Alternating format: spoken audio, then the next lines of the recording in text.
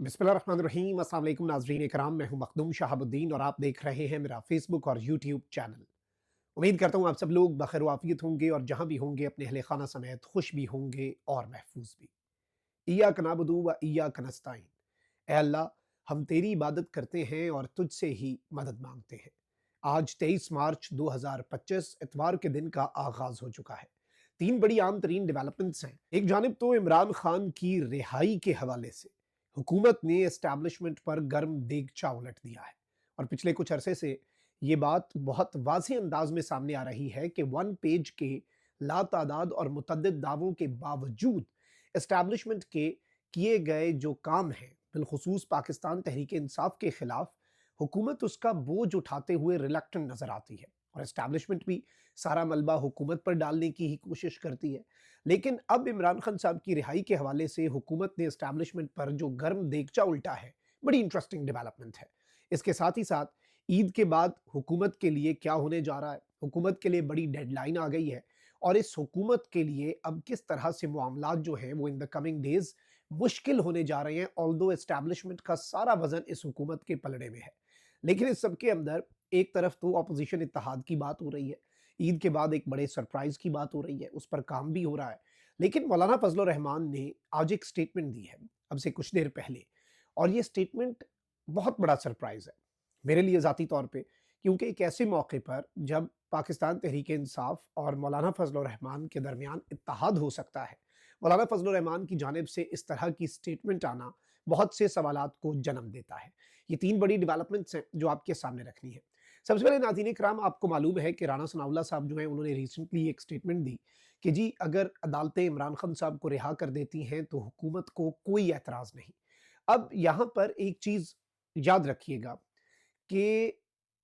हुकूमत जो है वो लगातार ये तासुर बनाने की कोशिश करती है और कहीं न कहीं तारीख में अपने आप को क्लीन चिट दिलवाने के लिए कुछ न कुछ रिकॉर्ड पर लाती रहती है। और एस्टैब्लिशमेंट वाले भी बच्चे नहीं हैं, उन्हें भी समझ आती है कि ये हमारे साथ क्या गेम कर रहे हैं, हमारे साथ क्या वारदात डाल रहे हैं। ये आज की बात नहीं है, ये जब से हुकूमत बनी है और जब से पाकिस्तान तहरीक इंसाफ के खिलाफ फस्तायत होती है उस वक्त से। राना सनाउल्लाह साहब ने इससे पहले भी एक मरतबा कहा कि जी जब इद्दत वाले केस के ऊपर मुझे अपने हल्के में पता चला ना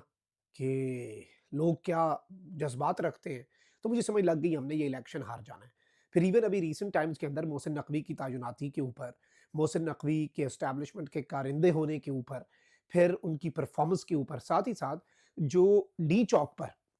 26 नवंबर को अनफॉर्चुनेट इंसिडेंट हुआ, जिसमें पाकिस्तानियों की जानें गईं, उस इंसिडेंट के हवाले से भी हुकूमत जो है उसने पूरा मलबा जो है वो एस्टैब्लिशमेंट पर डालने की कोशिश की। अब उसे आप क्रेडिट कह लें या मलबा कह लें, लेकिन सारा जो वज़न है वो उठा के एस्टैब्लिशमेंट के पलड़े में डाल दिया कि भई यही इनका ही किया कराया और भई इनके बगैर तो ये नामुमकिन था। इसीलिए अली अमीन गंडापुर ने रिसेंटली एक बहुत बड़ा इंकशाफ किया ना कि आर्मी चीफ से जब मैंने पूछा तो आर्मी चीफ ने कहा कि फ़ौज ने कोई गोली नहीं चलाई। यानी कि आर्मी चीफ ने ये नहीं कहा कि गोली नहीं चली, आर्मी चीफ ने कहा कि फ़ौज ने कोई गोली नहीं चलाई। तो उन्होंने भी अपना दामन झाड़ लिया। लेकिन गवर्नमेंट जो है वो लगातार इस तरह के बयानात देती आई है। अब इमरान खान साहब की रिहाई जो है उसके हवाले से राना सनाउल्लाह की स्टेटमेंट, अब ये नून लीग के अंदरूनी सोर्सेज़ क्लेम कर रहे हैं कि जी हुकूमत जो है वो तो इमरान खान साहब के साथ मामलात ठीक करने के लिए तैयार है। अब वो इसे बेशक ये लाइन दे दें कि जी हुकूमत इमरान खान साहब को माफ़ करने के लिए तैयार है, माफ़ करने वाली इनकी हैसियत और वक़्त क्या है, ना ही हुकूमत की, ना ही एस्टैब्लिशमेंट की। बट वो ये कह रहे हैं कि जी हुकूमत जो है वो इमरान खान साहब के लिए मामलात ठीक करने के लिए तैयार है, लेकिन एस्टैब्लिशमेंट नहीं मान रही। यानी पाकिस्तान की मुक़तदरा जो है वो इस मामले के ऊपर नहीं आ रही और वो ये कहते हैं कि किसी भी तरह से इमरान खान साहब जो हैं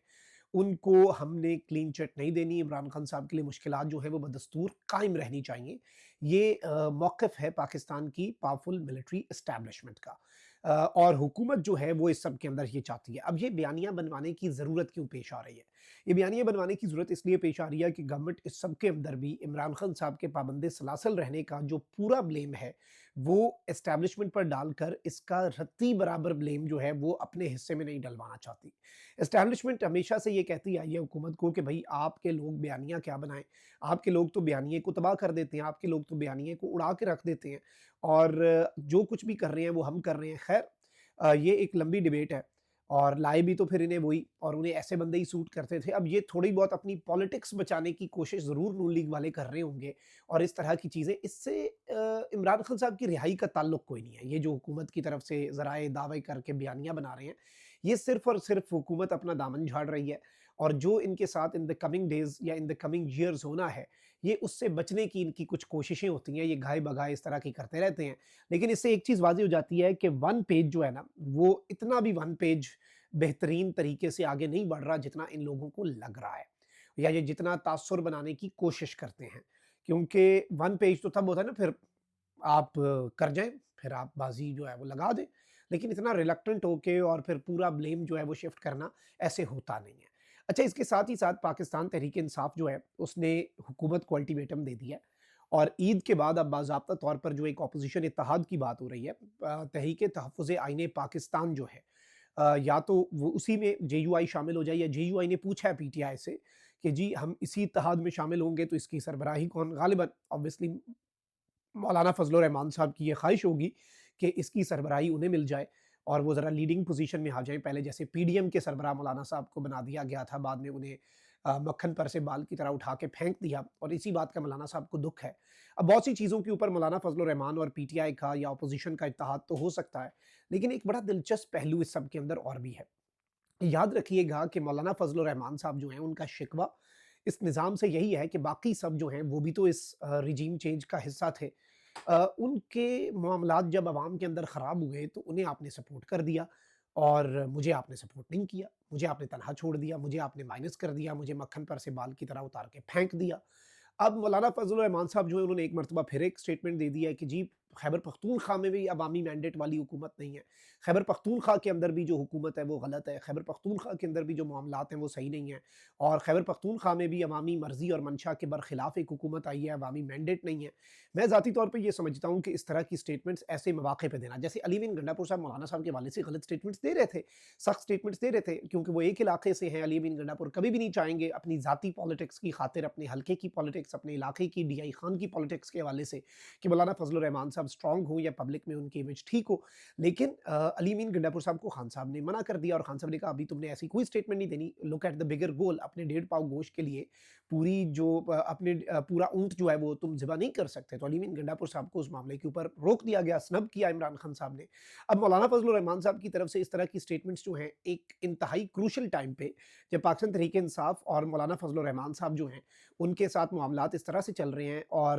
اس میں مولانا صاحب کی سٹیٹمنٹ تھوڑی حیران کن ہے۔ لیکن میں یہ سمجھتا ہوں پی ٹی آئی کو نا اس میں والنٹیرلی یہ اعلان کر دینا چاہیے، کیونکہ obviously پبلک کی سپورٹ تھی، پی ٹی آئی تبھی جیتی ہے بھائی خیبر پختونخوا میں، وہاں پہ فارم 47 نہیں چلا۔ مولانا صاحب اگر یہ کہتے ہیں تو آڈٹ جو ہے وہ پی ٹی آئی کروا دے خیبر پختونخوا کا، باقی جب پورے ملک کے حلقے کھلیں اور انڈیپینڈنٹ کمیشنز بنے اور آڈٹ ہو، تو خیبر پختونخوا میں بھی پی ٹی آئی یہی کہتی ہے کہ ہم کھلوائیں گے جی، مولانا صاحب آپ کیوں فکر کرتے ہیں، ہم اس معاملے کے اندر ڈٹے ہوئے ہیں، ہم پیچھے ہٹنے کے لیے تیار نہیں ہیں۔ اب ایک طرف تو یہ ہے، لیکن وہیں دوسری جانب میں آپ کو یہ بتا دوں کہ عید کے بعد کچھ بہت انٹرسٹنگ ہونے جا رہا ہے، اس گورنمنٹ کے لیے مشکلات بڑھنے جا رہی ہیں، ود اور وداؤٹ مولانا فضل الرحمان۔ یہ الٹیمیٹم اس گورنمنٹ کے لیے آ چکا ہوا ہے، اور اندر کھاتے پائپ لائن میں بہت سی چیزیں پاکستان تحریک انصاف نے ڈیسائیڈ کر لی ہوئی ہیں۔ ایویں نہیں یہ نظام خوفزدہ، ایویں نہیں عمران خان صاحب کے اوپر پریشر بن رہا، ایویں نہیں عمران خان صاحب کی یا تو منتیں کروانے کے لیے سوشل میڈیا کو کنٹرول کروانے کے لیے پیغامات بھیجے جا رہے ہیں، ایویں نہیں ساتھ ہی ساتھ آرم ٹوئسٹنگ کے لیے یہ دھمکیاں دی جا رہی ہیں کہ فیض حمید کیس میں بھی آپ پھنسیں گے، علیمہ خان بھی گرفتار ہوں گی،